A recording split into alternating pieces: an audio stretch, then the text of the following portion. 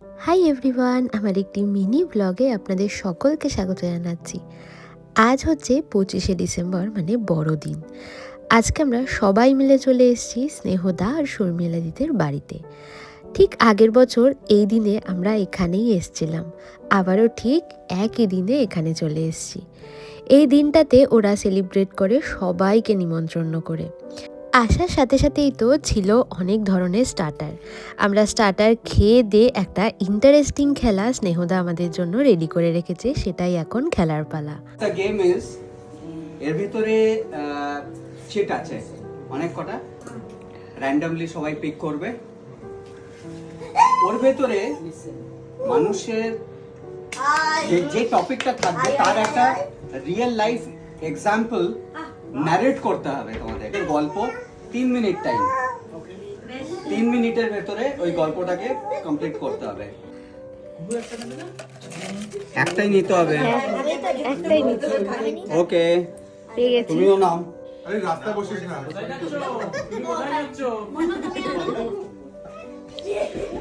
Unique trait of a friend which has either motivated you or disgusted you. Lovely. Excellent So, topic. and this is very special for me because বাংলায় বলতে পারবে? that friend, বাংলাতেই বলো। বাংলায় বল, ভালো সুন্দর। that friend, হ্যাঁ, বলো বলো। Any embarrassing or unique shopping experience you would love to forget or recall? ও ঠিক আছে? হ্যাঁ, shopping. হ্যাঁ বলো। তো যেটা মেন আমার মানে সত্যি কথা বলতে গেলে সবচেয়ে বাজে এক্সপিরিয়েন্স ছিল হচ্ছে ফার্স্ট টাইম আমরা ইউকে এসেছি 2012-এ। তো এখানে ইন্টারেস্টিং ক্যারেক্টার সম্বন্ধে বলতে হবে, যাকে কিনা আমি হেড টু রিমেম্বার। মানে টপিক করেছে লাইফের সবচেয়ে রোমান্টিক মুহূর্ত কিরকম কি ছিল আর কিরকম। ওকে, তো তো আমি প্রথমেই বলতে চাই আমার সবচেয়ে রোমান্টিক সময় ছিল হচ্ছে যখন আমি গ্রিসে গেছিলাম।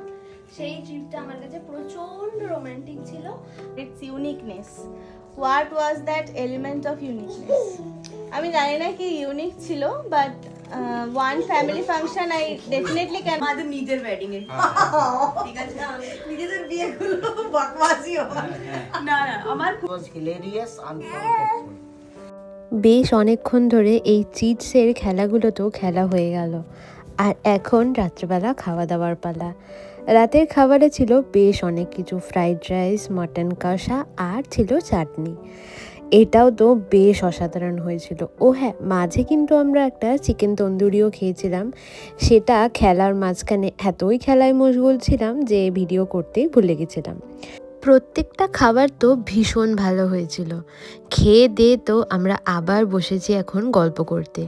গল্প তো আমাদের শেষই হয় না, এখানে এখনও ওরা খাচ্ছে আর কারোর খাওয়া তো হয়েও গেছে। যাই হোক, আজকের সন্ধেটা মানে ক্রিসমাস ইভিনিংটা আমাদের তো ভীষণ ভালো কাটলো। আপনাদের কেমন লাগলো অবশ্যই জানাবেন।